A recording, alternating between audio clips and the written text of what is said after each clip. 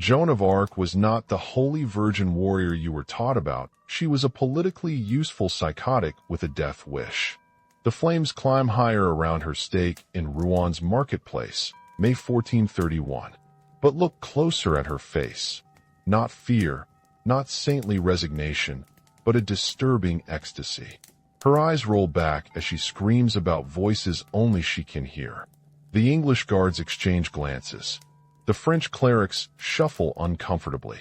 Nobody looks heroic here, just politicians, soldiers, and a mentally ill teenager whose delusions served everyone's purposes until they didn't. After her death, they'll need a martyr, not a madwoman. The story you know about the Maid of Orleans was manufactured by the same powers that burned her. The real Joanna was far more disturbing than history dared remember. The firelight fades, the crowd disperses, and what remains is the neat, comforting stories schools teach. You just watch the worst moment they tend to leave out. Now let's step back and tell the version most people know, the tidy, glittering script that fits into classrooms, museums, and national holidays. In that official account, Joan of Arc is simple and perfect. She is a peasant girl from Domremy, humble and pure, chosen by Saints Michael, Catherine, Margaret to save France. The picture is archetypal: voices, visions, a clear divine mission. She travels, she persuades, she triumphs. She lifts the siege of Orleans in 1429. She escorts the Dauphin to Reims. Charles VII is crowned. She is betrayed, captured by the English, tried and executed as a martyr. 5 centuries later, the Church declares her a saint. The narrative is compact, satisfying, and easy to frame in a schoolbook illustration. A young woman in armor, sword raised, light spilling down as if from heaven. That is the story you probably recognize from films and public monuments. Movies present her as a beautiful, well-spoken visionary, a warrior poet whose faith and courage single-handedly turned the tide of the 100 Years' War.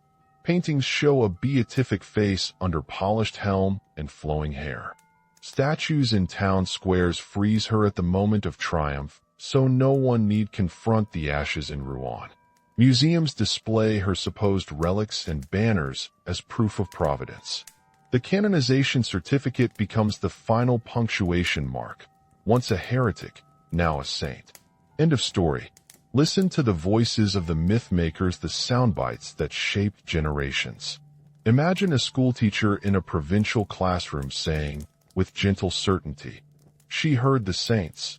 She led the king to his throne. France owes her its unity." Picture a patriotic speech. Joan was the soul of our nation, the pure symbol of French resistance. Hear the sermon in a cathedral.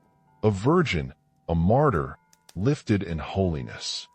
Each voice is polished, rhythmic, and reassuring. They are short lines written to be quoted and repeated. In classrooms, the emphasis is on miracle and virtue. Joan becomes a vessel for several comfortable narratives at once. For the devout, she is divine proof. God intervenes for the righteous. For patriots, she is the primitive, incorruptible heart of the nation, the peasant who rose above class to reclaim France. For feminists and progressives, she is a proto-feminist figure, a young woman who defied gender norms and stepped into public life, commanding armies and speaking truth to kings. For artists and filmmakers, she is raw dramatic material, tragedy, charisma, and spectacle. Each group trims the edges that bother them. Everyone gets a usable Joan. The official story is a masterclass in selective editing. It compresses complex politics into a moral arc. It removes awkward details, Joan's crude language, her insistence on wearing men's clothing, her odd physical symptoms, and replaces them with symbols the modern mind can consume. The miracle at Orleans is told like a single shining scene, the coronation at Reims like an inevitable fulfillment. The trial and execution are narrated as a villainous English betrayal, a courtroom theater of malice, then an eventual vindication centuries later. That rehabilitation formalized in the nullification trial of 1456, and the Church's 1920 canonization appears as neat closure, justice finally delivered. Notice, though, how this tidy account benefits distinct interests. Kings gain legitimacy from a divinely sanctioned coronation that appears ordained by heaven. The Church benefits by incorporating a popular religious icon into its roster of saints, thus reclaiming a story that once embarrassed it. Nationalists gain a heroic origin story, a deity-tinged founding myth that can be invoked during crises. Artists in the culture industry find a narrative with clear heroes and villains, perfect for cinema and textbooks. The result is a story shaped less by messy human reality and more by the needs of institutions that require clean meaning. To feel how the official myth operates, imagine a montage of institutions at work, classrooms echoing with recited passages, churches displaying stained glass windows of a smiling maid, museums commissioning heroic portraits, historians writing elegant chapters that omit uncomfortable witnesses. The montage makes the transformation look inevitable, like gravity pulling a raw event into tidy myth. Here, for the record, are a few of the neat, voiced lines the myth supplies short, repeatable, flattening. A humble peasant called by God to lift France. A virgin warrior who restored the true king. A martyr of faith, vindicated by history. Those are not neutral descriptions, they are instruments. They frame how entire generations imagine courage, divine purpose, and national identity. They erase nuance under the weight of meaning. The official Joan is not just a historical character. She is a tool shaped by those in power. The official narrative also simplifies strategy and agency. Joan is often presented as the decisive military genius who led the French to victory single-handedly, turning morale into strategy. The image is cinematic: banners, open battlefields, the saintly figure riding ahead. The reality supplied by campaign notes and the memoirs of soldiers is less glamorous. The reality often points to experienced captains and coordinated operations where Joan participated and symbolized rather than commanded. But the myth loves a hero. If the public sees a single figure who changed everything, the story is easier to sell. It is also instructive how modern representations sanitize Joan's physical and social awkwardness. Early witnesses describe a girl who spoke plainly, who was often confused under questioning, who seemed physically small and not at all photogenic. Later painters replaced that awkwardness with an idealized beauty. Films recast a distressed adolescent as a charismatic leading lady. That makeover is not innocent. It makes Joan easier to admire without confronting the troubling aspects of her life's symptoms, vulnerabilities, and the political uses to which she was put. There is one final piece of the official script that deserves attention: the timeline of rehabilitation. Immediately after her execution, there were murmurs of outrage and suspicion. But the full turnabout and official campaign to clear her name began only when it suited a strengthened French monarchy. The nullification trial of 1456 was convened when Charles VII felt secure enough to clean up inconvenient history. The Church's final seal of approval in 1920 came at a time when France, shattered by World War I, grasped for symbols of unity and sacrifice. These reversals show how the truth about Joan was not simply discovered, but manufactured through careful, politically timed processes. You have seen this portrait in textbooks, in films, in guided tours. It comforts because it resolves contradictions. It reassures because it supplies meaning. But it also functions as a product and narrative refined and distributed by institutions with something to gain. And that comfortable story has holes. Lots of them. Details omitted, witnesses ignored, symptoms recast. Small inconsistencies that, when gathered, open into a broader pattern. The selective memory of a state and a church repairing a problematic past. The next part of this film pulls at those threads. What looks at first like a tidy miracle begins to unravel when you read the original doc. Under hours of interrogation, Joan repeats stories of voices with apparent sincerity, then grows agitated, then falls silent. She answers in ways that suggest confusion, inconsistency, and an inability to maintain coherent narrative threads over long questioning. Modern clinicians would flag that pattern, command hallucinations, disorganized thought, moments of catatonia reported by witnesses who watched her during intense episodes. In clinical terms, many experts point to schizophrenia or temporal lobe epilepsy as plausible explanations for her symptoms. Those are contested labels when applied centuries later, but the behaviors recorded are unmistakable: persistent sensory phenomena, disruptive impulses, and periods of incoherence. Why does that matter? Because the myth reframes these same symptoms as mystical ecstasy. The saintly reading makes the voices holy. The medical reading makes them a symptom. Which way you tilt the evidence depends on your agenda. The English prosecutors did not benefit from seeing divine wonder in Joan. They wanted to show madness or demonic possession to discredit the crowned king. Charles's supporters later rebranded those same episodes as divine revelation. The same fax transcripts of a young woman's frightened and fervent speech were turned into mirror images to serve opposing politics. Next crack: timing. Joan appears in the record precisely when the Dauphin's cause was at its most desperate. France was fragmented after decades of war. Charles's claim to the throne was contested. His court was bankrupt, demoralized, and riven by factionalism. Into that vacuum walked a peasant girl who promised divine sanction. The coincidence is striking, and historians have long noted the way elites seized on her legitimacy. Her presence answered a political problem, a visible, religiously credible symbol to rally troops and citizens. That does not prove conspiracy Joan thought she was chosen, but it does show how desperate political actors recognized a sudden resource and mobilized it fast. That leads to the myth's version of military brilliance. The sanitized story tends to turn Joan into a battlefield prodigy, a commander whose inspiration equals tactical genius. The archival reality is subtler. Campaign records, the letters of captains, and contemporary chronicles point to experienced military men Dunois, La Hire, and others making the strategic calls. Joan's role was highly symbolic.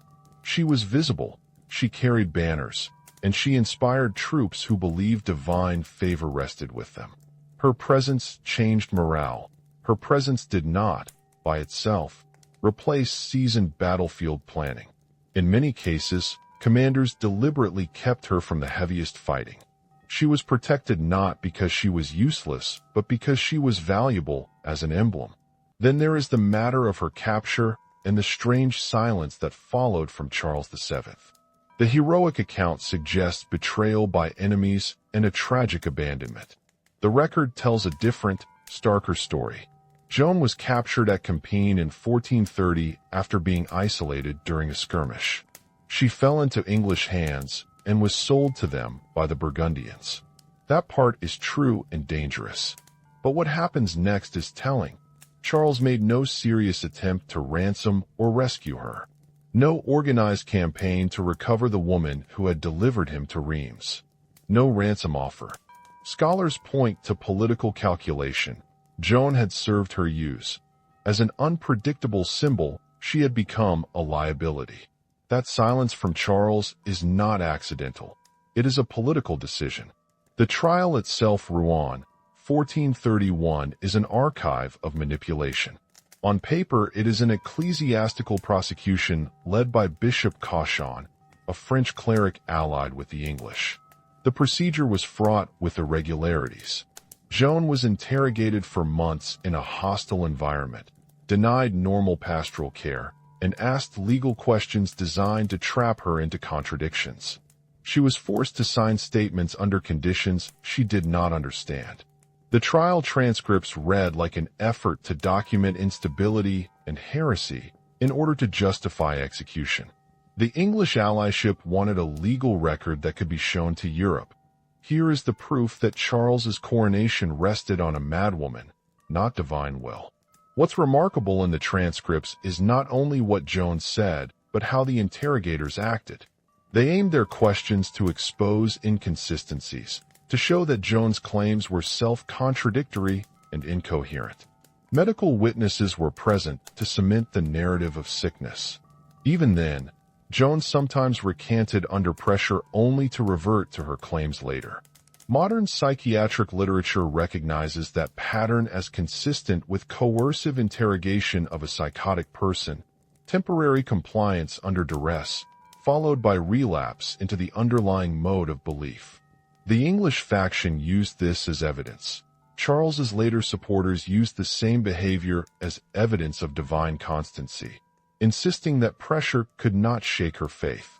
After her execution, the story did something predictable. Both sides used her fate. The English paraded the execution as proof of the danger of heresy. The French later amplified her martyrdom into a sacred narrative of resistance. The nullification trial of 1456 convened under Charles VII was not, as often presented, a purely legal attempt to right a wrong. It was political housekeeping.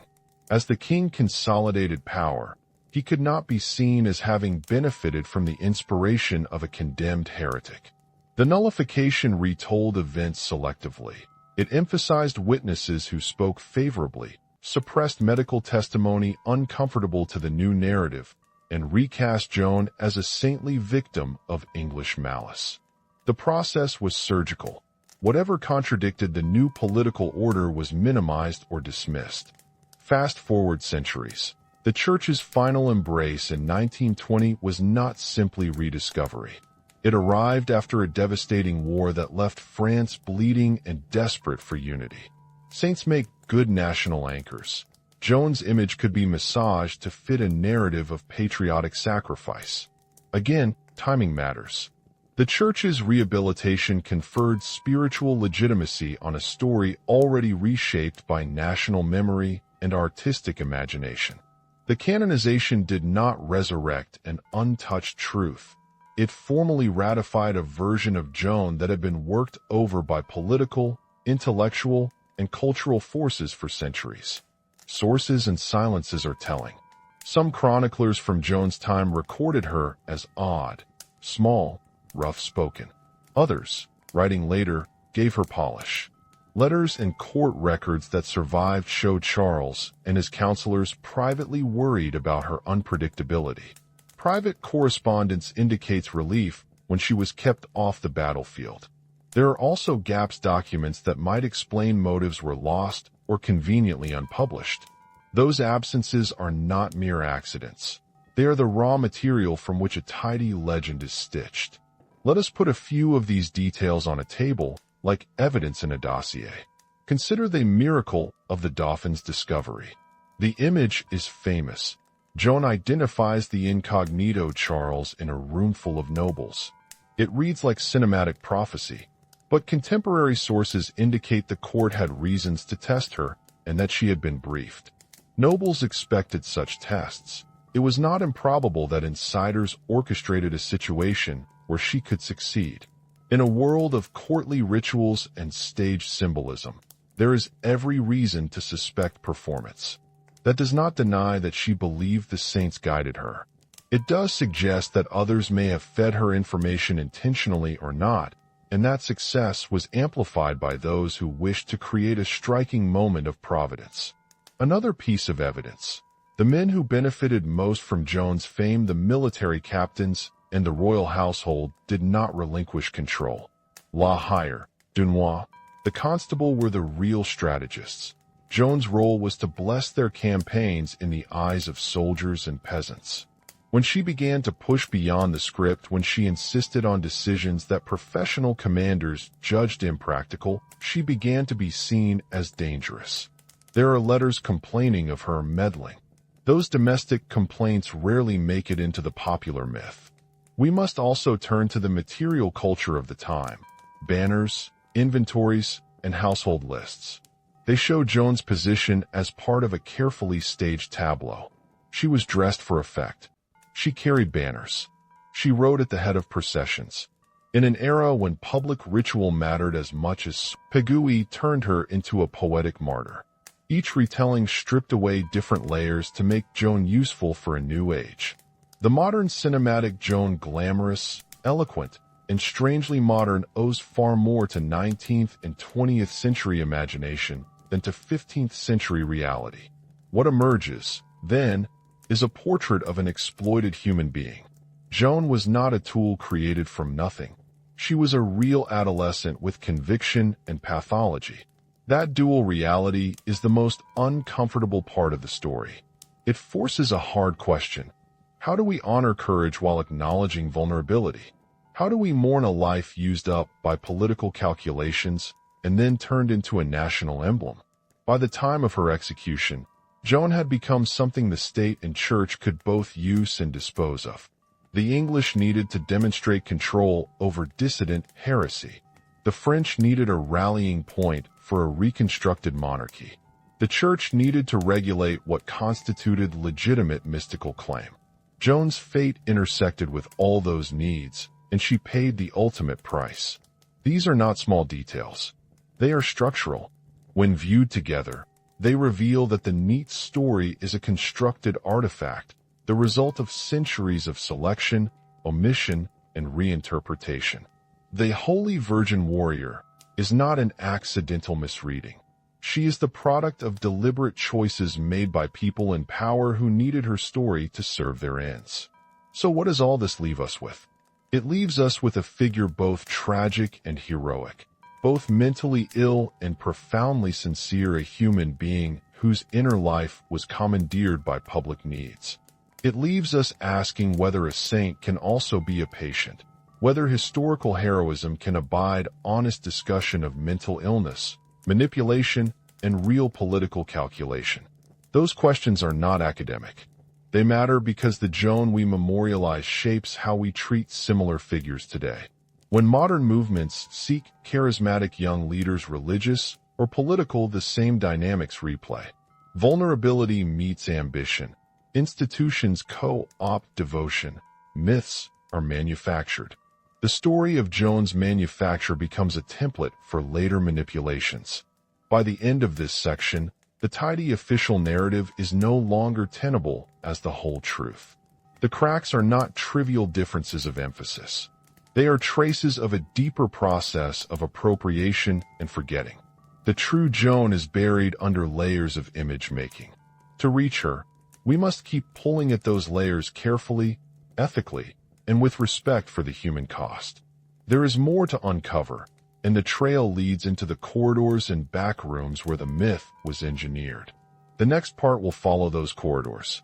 Behind the gleam of armor and the sewn saints on her banners, there was a string of small rooms and quieter decisions that nobody teaches in school.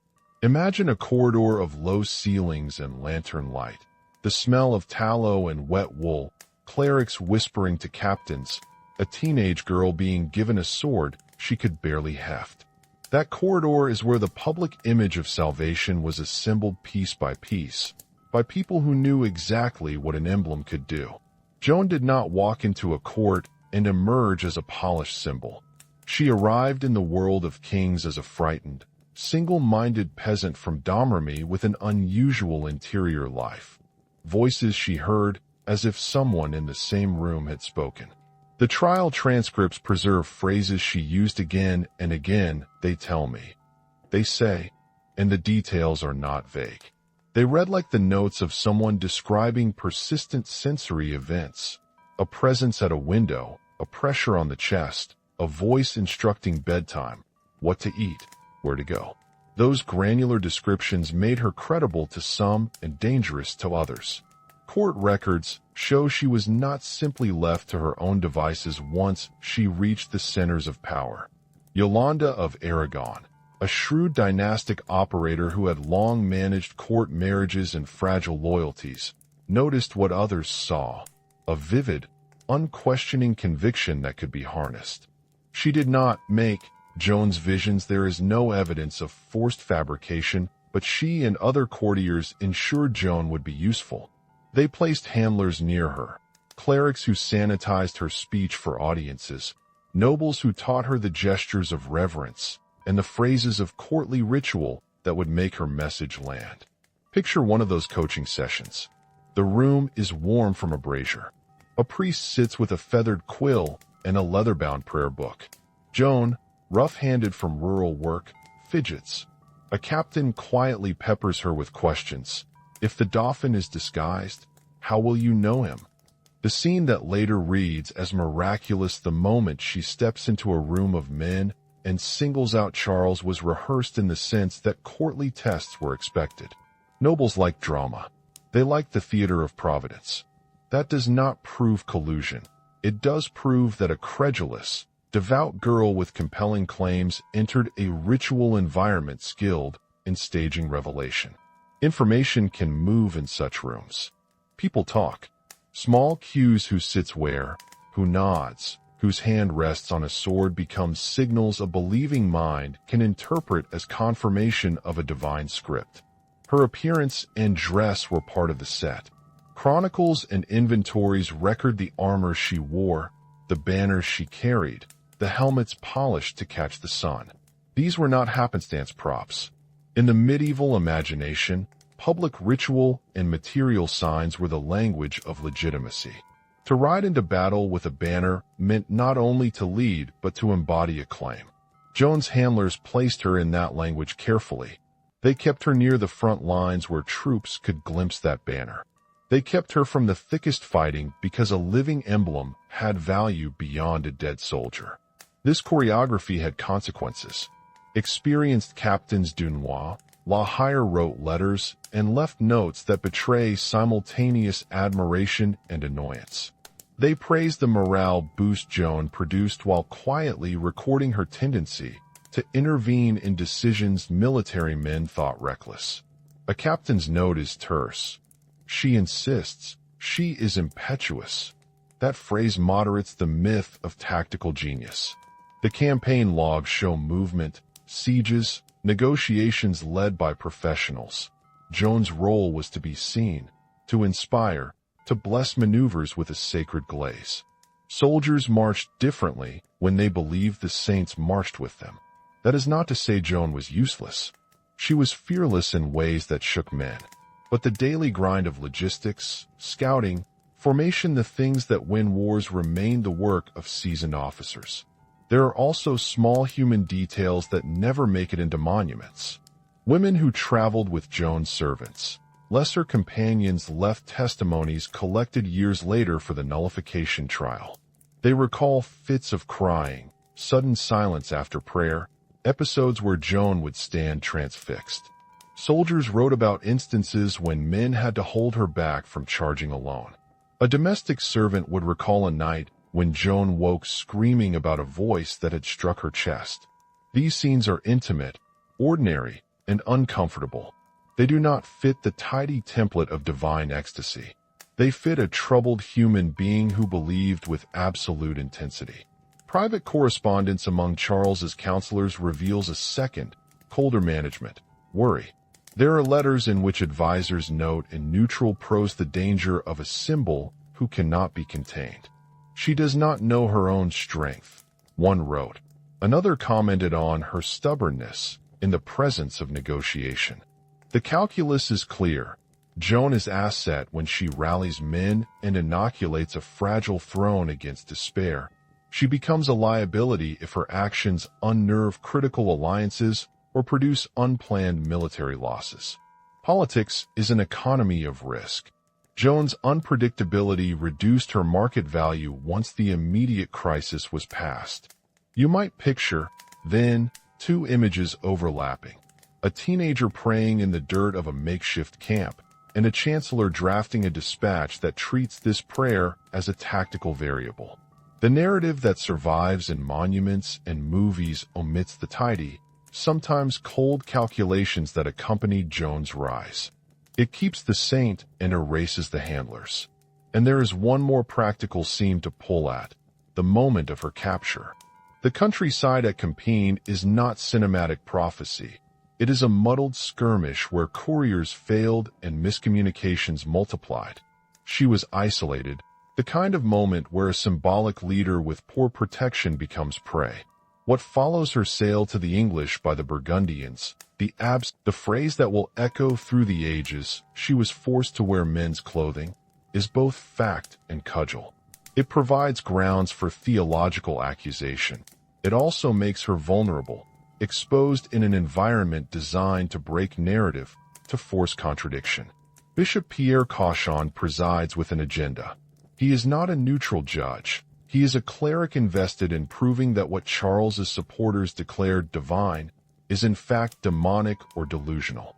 On the table lies an apparatus of interrogation devised to generate inconsistencies. The inquisitors ask precise questions meant to catch her in contradictions: dates, names, refusals where obedience is expected. The transcripts read like painstaking examinations: a question, a long pause, a declarative answer, then a follow-up meant to flip the meaning. Joan's speech pattern, plain, local, at times halting, does not suit a courtroom trained to parse subtle theological distinctions. The questions demand a kind of scholastic logic she never learned. Imagine the scene: Latin phrases tossed in like nets, scholars poised to declare fantasies, physicians watching for signs. The medical witnesses are particularly telling. They sit with knowledge of the body and a pre-modern grasp of pathology. To them, Joan's visions are data points, episodes of trance, intermittent incoherence, reports of sensory events that can be recorded as symptoms. Modern psychiatrists reading those transcripts see patterns consistent with schizophrenia or temporal lobe epilepsy. At the time, the categories were different. The intent, however, was not. For the prosecutors, the presence of symptoms is a tool. It lets them make a public case. The Dauphin's crowning rests on a fragile human mind, not a miracle. Transcription of the questions and answers shows a sequence familiar to modern clinicians: moments of lucidity followed by fugues, conformity under pressure followed by relapse into entrenched belief. Joan recanted once, under threat and deprivation, signing an abjuration that saves her life for a time. But the abjuration was written in legal language she did not fully grasp. She retracted it when she felt the pressure lift. That pattern coerced compliance followed by a return to conviction is precisely what we expect when a persecuted, psychotic person is interrogated. To the judges, it is proof of inconstancy. To her defenders, it later becomes proof of steadfastness under torture. The same facts are recast to different ends. Sensory details from the transcripts haunt. Joan describing the voice of Saint Michael as if he had a physical presence, the sound of armor in a vision, a heat that made her certain she was in the company of the divine. Her hands, small, callous, trembled in front of clerics who documented every inflection. She was given counsel, but often failed to follow the formalities expected of penitent confessors. The record shows impatience from clerics and a clinical curiosity that reads as cruelty. Observers later pulled these moments out of context to either discredit or canonize her. What matters, beyond the horror of the legal machinery, is the purpose. The English and Burgundian interest in a public record was not merely punitive. It aimed to produce a text that could be shown across Europe. Here is the evidence that Charles's coronation was not divinely sanctioned, but manipulated by an unstable peasant. Legal records are performative. They are evidence for contemporaries, propaganda for enemies, and raw material for historians. The Rouen trial was a document created to be wielded. The execution that follows flames in a market square is the final, brutal punctuation. Contemporary witnesses described not a serene martyr, but a convulsive, vocal figure. Joan's face is described in variations: rapturous, terrified, ecstatic, contorted. The English guards' exchange of glances, the cleric's attempts to secure a confession, the crowd's mixture of horror and curiosity, these are all elements that resist the tidy martyr tableau. She died amid messy human reactions, not in a single beatific frame. Then the silence and the rewrite. Charles VII's lack of rescue or ransom is a political act, that is as loud as any trumpet. The king who benefited most from the symbolic force Joan had supplied made no serious attempt to recover her. That omission is a document in itself. It suggests calculation. When the asset became unpredictable, it was easier to let her be neutralized. Afterward, when it served him, the same man engineered a nullification trial to erase the stain of the earlier prosecution. The 1456 nullification is notable for its selectivity. Favorable witnesses were emphasized. Medical testimony that complicated the myth was moved to footnote status. The process looks less like a search for truth than an image repair operation. Consider the irony. Rouen produces a transcript meant to discredit. A quarter-century later, a different set of transcripts is curated to rehabilitate. Both are legal texts, but neither is a neutral mirror. They are instruments shaped to fit the political need of the hour. That is the most damning thing the trial reveals. Documentary evidence, which we tend to treat as immutable, is malleable when wielded by those with authority. The human kernel, however, resists being fully reworked. Witnesses to Joan's fits, her sudden silences, the whispered attempts to calm her, the people who were not chroniclers, not poets, not political operatives, left traces in marginal notes, in depositions, in local memory. Those fragments are frequently dismissed in heroic biographies because they introduce discomfort, a saint who trembled, a heroine who could not always answer consistent theological doctrine. Yet those fragments matter because they are the clearest evidence that what was at stake was not a tidy miracle, but a troubled mind being subjected to great forces. Her death accomplished several things at once. It eliminated a potential rallying figure for the English foes of Charles. It provided a spectacle of justice for those who feared charlatanry. And, paradoxically, it seeded a memory that would later be reclaimed and polished. The next stage of the story is the careful, years-long manufacture of a new Joan, cleaner, sacred, marketable. What we will see next is how that manufacture took place. Not in a single courtroom, but in studios, classrooms, chapels, and parliaments, where the raw material of a terrible execution was transformed into an icon. The myth does not arise from a miracle. It is built, hammered, and varnished by many hands over centuries. Propaganda is not a single broadcast, but a long process of selection, erasure, and embellishment. The shift from condemned to canonized took 5 centuries of editing, documentary, poetic, pictorial, institutional, and it followed a simple logic. Emphasize what serves you, silence what doesn't, repeat until the odd becomes ordinary. Start with the immediate aftermath. Once Charles VII secured his throne, appearances mattered. The nullification trial of 1456 was not a spontaneous act of conscience. It was political housekeeping. It required testimonies, depositions, clerical judgments that could be presented as legal exculpation. Those proceedings resembled a PR campaign wearing a legal robe. Witnesses were asked to recall events with an eye toward exculpation. Inconvenient medical reports slid to the margins. The machinery of law was used to rewrite a public narrative. A king tied to a condemned heretic needed his legitimacy cleansed. The 19th century performs the next major sweep. In the heat of rising nationalism, historians and poets sought foundational symbols. Jules Michelet, with his appetite for mythic origins, transformed Joan into an earthy nationalist heroine. Charles Pegouy turned her into a poetic obsession, a martyr of national fervor. Paintings commissioned in this era remove the awkwardness recorded by contemporary depositions. Pained expressions were traded for beatific radiance. A nervous, plain-spoken girl became a classical ideal of courage and purity. The visual vocabulary changed. Her hair is wind-swept, the armor immaculate, the face composed. That is the power of image makers. Paintings do not merely depict, they prescribe. They teach future generations how to look. It is crucial to see the Church's rehabilitation as both religious and political. The Catholic Church's final embrace of Joan beatification in the 1900s and canonization in 1920 comes after a film's reach and emotional immediacy do more to fix a public image than any archive. Popular culture performs the final smoothing. Countless viewers internalize that image. Repetition becomes familiarity. Familiarity becomes received truth.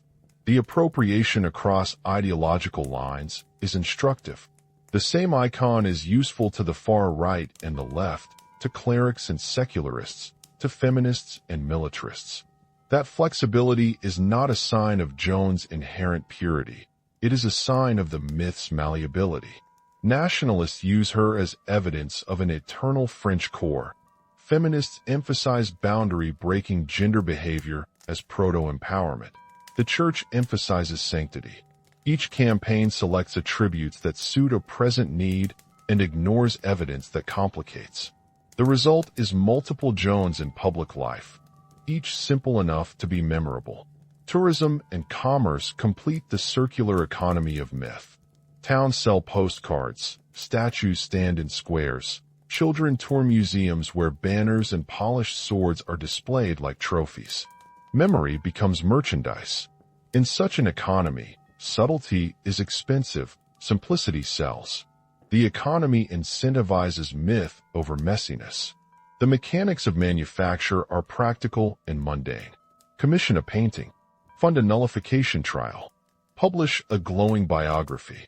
Approve curricular standards. Include the saint in catechisms. Fund a movie. Each act is small. Stacked together, they form a powerful edifice. The cumulative effect is to suppress complexity and replace it with narrative clarity that comforts more than it informs. What does that mean for the documents? It means the original trial transcript that recorded tremors and contradictions still exists. The committee that nullified a verdict in 1456 produced transcripts shaped to a new political reality. Later historians curated testimonies to fit ideological needs. The archive is not a single voice, but a chorus with selective amplification. When you see a plaque that calls Joan Savior, know that the plaque is the last stage of an editing process that preferred meaning to mess. This process is not neutral. There are consequences in the present. Political movements find in Joan a fast anecdote to justify a policy. Religious educators extract a tidy moral. Popular culture recycles a recognizable image that sells. The complexity of trauma, of a young person's mental anguish, is quietly evacuated. We lose an opportunity to see how institutions operate, how a vulnerable human being's conviction can be harnessed, exploited, silenced, and then resurrected as an emblem. There is one final irony the propaganda machine cannot fully erase. The very features that made Joan manipulable, her intensity, her marginality, her unpredictability, are the features that made her historically interesting. The archive is messy because the life was messy. To insist on a clean saint is to flatten the human tensions that should teach us about power, exploitation, and the ethics of memory. After the varnish and the statues, after books and sermons, there are still questions lodged in the margins of old documents. The work of unpicking the propaganda has been started by historians who read the trial as a psychiatric file and by critics who see the nullification as political housekeeping. But the most important work is not merely academic. It is ethical. It asks whether a nation can honor courage without denying the human cost, whether a church can venerate martyrdom without forgetting its own complicity, whether a culture can celebrate heroism without romanticizing suffering. The machine that manufactured Joan was clever and patient. It did not do its work in a single act, but over centuries, through edits, images, sermons, and films. To dismantle what it produced, we must do the slow work of looking back at the corridors, listening to the marginal voices, and admitting that sometimes the people we make into symbols were less simple than the stories we needed them to be. The story is not finished. The next necessary step is to pull down the last varnish and try to see the person under the icon, with all her contradictions and costs. The question that follows is harder. Can public memory survive a truth that is less consoling but more honest? When you strip away the varnish, the rehearsed speeches, and the paintings that smooth every fault line, a different Joan emerges, one shaped by human frailty as much as by extraordinary conviction. This portrait is not an attempt to hit the reader with a new dogma. It is an effort to assemble the scattered, often contradictory evidence into an image that feels both plausible and disturbing. The evidence: we have trial transcripts, letters, chronicles, depositions, and later rehabilitation records, does not point to a single tidy label. It points to a person at the intersection of fervent faith and neurobiological disarray, placed into circumstances that magnified both her gifts and her vulnerabilities. Start with what the sources agree on. Joan was young. She came from Domremy, a village on the border of wavering loyalty, where violence and rumor braided into daily life. She was illiterate. She had learned God through the ear and the parish, not through scripture or scholastic disputation. The voices she reported were vivid and directive. Contemporary testimonies detail how she described not only words but sensations. Heat rising in her chest when a saint spoke, the sense of armor clanging as if at her side, a pressure on her limbs that signaled an imminent command. These are not metaphors casually used after the fact. They are repeated, often in the exact phrases recorded by clerks and physicians. To treat them only as pious rhetoric is to neglect the pattern. Clinical language is useful, but only as one tool among many. Modern psychiatrists reading the Rouen transcripts see clusters of symptoms consistent with conditions like schizophrenia spectrum disorder or temporal lobe epilepsy. They note command hallucinations, sensory experiences with tactile and auditory components, episodes of lowered responsiveness, and periods of catatonia like stillness. These specialists can map symptom clusters onto contemporary diagnostic categories. They cannot, however, replace the complexity of a medieval lived experience where disability, piety, and social meaning folded together. What matters is not the label, but the behavior the label helps explain. A teenage girl whose inner life contained authoritative voices that she trusted absolutely, and whose conviction carried her briefly and spectacularly into the center of power. Imagine Joan moving through a court of nobles and clerics who speak in Latin and expect subtle distinctions about sin and doctrine. Imagine that each of her visions came with the same absolute certainty a baptized peasant would give to the command of a village priest. She had no theological training to parse scholastic traps. She offered answers that were simple and literal. That literalness, so useful to soldiers who preferred certainty in battle, appeared grotesquely deficient to scholars demanding nuance. The mismatch between cognitive style and institutional expectation created a collision, and it was the collision that eventually produced the transcript that haunts us. Her charisma was real. She acted with an intensity that made troops believe. She spoke with a bluntness that cut through the confusion of demoralized ranks. She refused to play the female roles medieval society preferred. She wore men's clothing, carried a standard, and insisted on a place near commanders. Those behaviors are often deployed, today, as proof of proto-feminist insurgency or as evidence of deliberate pose. Instead of neat categories, it is more honest to see them as practical responses to her internal state and external pressures. Clothes were a boundary. They insulated her from sexual threat. They signaled martial identity, and they aligned with her inner sense of being commissioned. For someone who believed voices told her to act, the armor was also liturgical, a kind of sacramental covering. Her military effect was real but limited. If you picture battle scenes in the romantic mode, you imagine a lone figure riding into the breach and turning the tide by sword and shout. The records show a different choreography. Experienced captains du noir, la hire, others handled logistics, sieges, and maneuvers. Joan was a focal point. She stood visibly on walls. She paraded before troops. And she gave moral imperative to men exhausted by years of civil war. The psychological impact of a visible symbol in pre-modern, in Joan's case, that distancing is especially cruel because the instruments of power had played an active role in facilitating her rise. The pattern of rise, use, and abandonment is not a moral metaphor. It is a sequence of actions recorded in correspondence and consequence.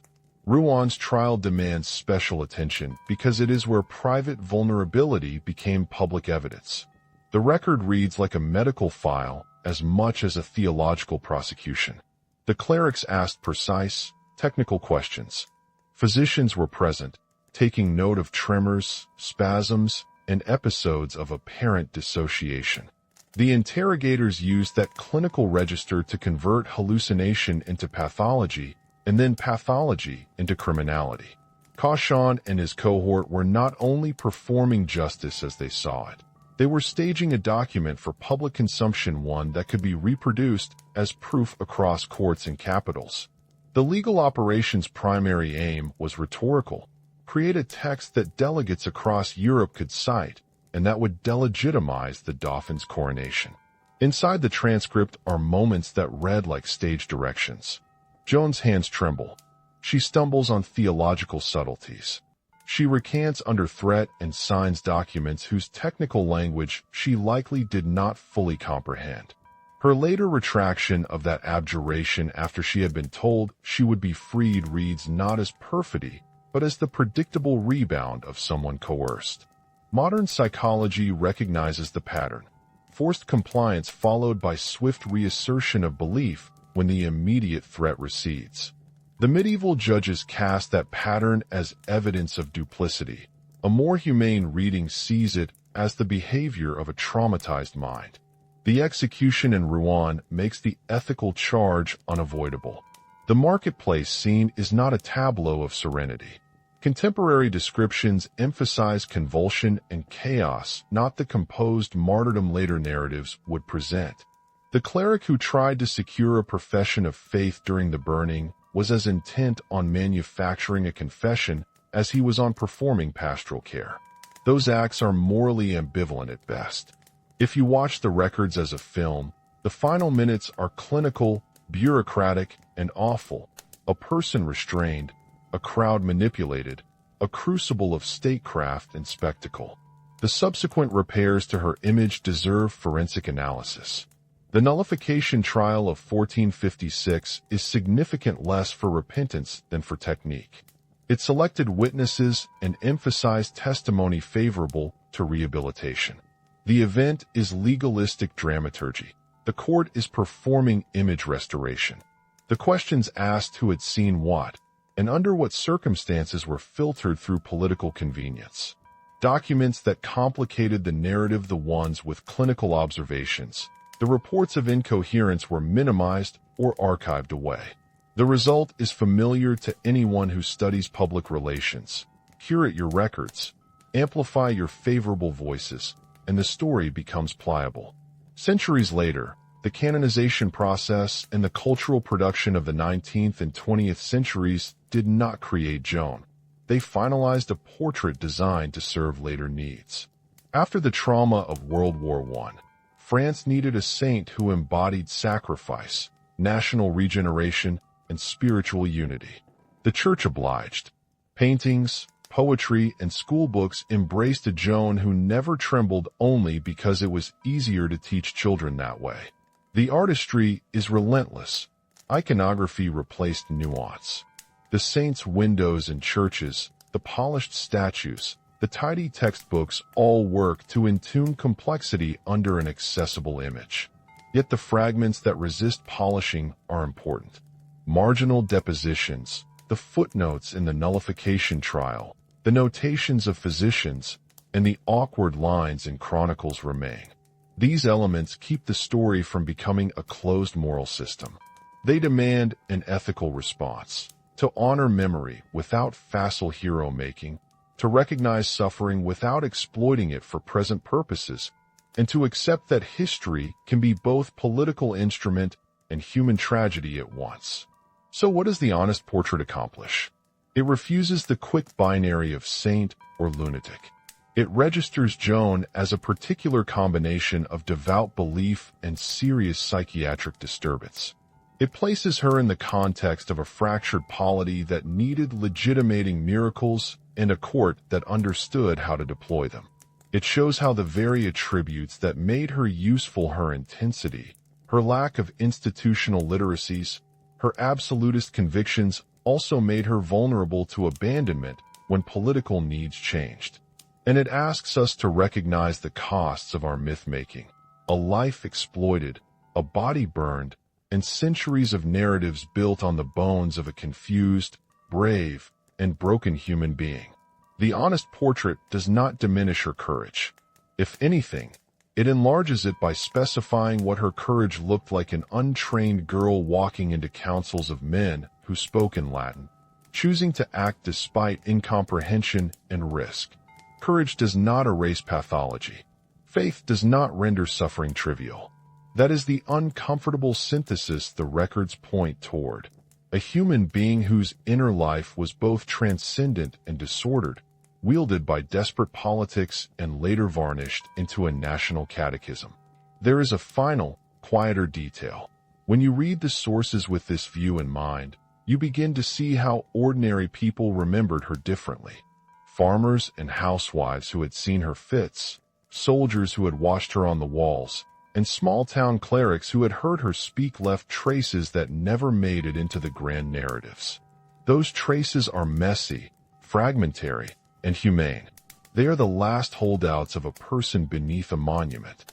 Listening to them is the first step in restoring the full, inconvenient history to public memory, and in asking whether a nation can hold both admiration and honesty at once. Symbols have a life of their own. They circulate, mutate, and settle into cultural grooves that outlast their creators' memories. Joan's symbol did precisely that. From the moment her body fell, a chain of human industries, law, literature, art, politics, and religion set about converting a gruesome public death into a usable commodity: legitimacy, consolation, identity. The process is mechanical and patient. It is also intimate and mundane. A painting commissioned here, a schoolbook edited there, a priest's sermon repeated at a funeral. Piece by piece, the mosaic transforms. The legacy is not merely semantic. It shapes behavior, policy, and emotion across centuries. Consider politics first. Joan's name becomes a rhetorical coin that is easy to spend and hard to regulate. In times of national anxiety, leaders invoke her as an emblem of unity and resistance. In times of ideological grooming, movements pick up selective features. Far-right groups emphasize national purity and martial virtue.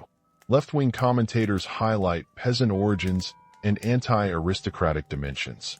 Both uses are historically selective.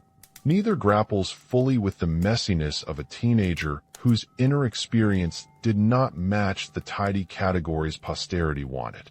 The appropriation is strategic. An image that can be trimmed to fit rhetorical needs is extremely valuable in campaigns. The older the symbol, the more it accrues as a cultural piggy bank from which groups withdraw whatever currency their moment requires. Religious institutions benefited too. The canonization process turns political utility into spiritual authority. Once the Church declared Joan a saint, religious actors could deploy her as evidence of divine favor to the nation. This step is double-edged. It gave millions a figure of inspiration. It also allowed the Church to paper over the institution's earlier complicity in her condemnation. Canonization is not merely a spiritual judgment. It is a powerful act of narrative reallocation. It takes an embarrassing precedent, the execution of a putative heretic, and recodes it as providential sacrifice. That recoding shields institutions from moral continuity and repackages historical wrongdoing as oblique providence. Cultural industries accelerated the myth. The novel, the opera, the the film, and later television and video games condensed Joan into archetype. Cinema, in particular, compressed time and complexity into consumable arcs. Directors cut dialogue, elevated visuals, and smooth contradictions so that mass audiences could grip a single thread. Complexity is expensive, simplicity sells. A local economy built around heritage thus has little incentive to complicate its principal asset. The effect on mental health narratives is more subtle but pervasive. Joan's voices and visions were reframed repeatedly as divine inspiration. Over time, this reframing erects a cultural blind spot regarding how societies treat people with severe psychiatric conditions. The willingness to read hallucination as sanctity depends on what the hallucination produces. If the behavior yields victory or moral utility, communities are inclined towards sanctifying metaphors. If the behavior threatens order, communities tend toward demonization or incarceration. The same pattern repeats today. We admire mad genius when it makes art or wins wars. We criminalize instability when it inconveniences the powerful. Joan's case thus becomes a template for selective empathy. Worse, the political economy of myth sanitizes suffering. When institutions convert a traumatic life into a heroic narrative, they often erase the suffering that produced the symbol. Pain becomes metaphoric. The real costs, psychological breakdown, social isolation, violent death, are omitted from public commemoration. The sentimentalized martyr is a comfort to collective memory, but a disservice to the person who endured humiliation and pain. The ethical question is sharp. Can a culture celebrate courage without erasing the suffering that often accompanies it? In Joan's case, the answer has historically been no. Celebration tended to coincide with erasure. Contemporary echoes are unavoidable. The spectral template of Joan appears in modern politics and extremist recruitment strategies. Recruiters look first for intensity, not reflection. They look for zeal that can be harnessed, identity that can be clarified, and vulnerability that can be mobilized. The pattern that elevated a peasant girl into a national emblem provides a grim blueprint. Find a charismatic individual, amplify their convictions, and channel their energy towards strategic aims. Today's online networks are just as eager to manufacture myth as medieval courts were, only with algorithms instead of banners. When the target is a human being with mental health challenges, the process is morally fraught. What begins as empowerment easily slides into exploitation. There is also a legal cultural dimension to consider. Joan's trial and its transcript remind us that law can be a tool of political narrative as much as an instrument of justice. Legal proceedings create documents intended to bear authoritative weight. They can be used to delegitimize rivals or authenticate rulers. The medieval courtroom was not merely adjudicative, it was performative. Modern legalism inherits those same tendencies. Trials are not only about guilt and acquittal. They are also about creating texts that travel and justify. The ethics of legal storytelling matter. They shape public memory. Another layer is the international appropriation of Joan as a figure in global imaginaries. Outside France, Joan's story has been adapted and refitted to local causes.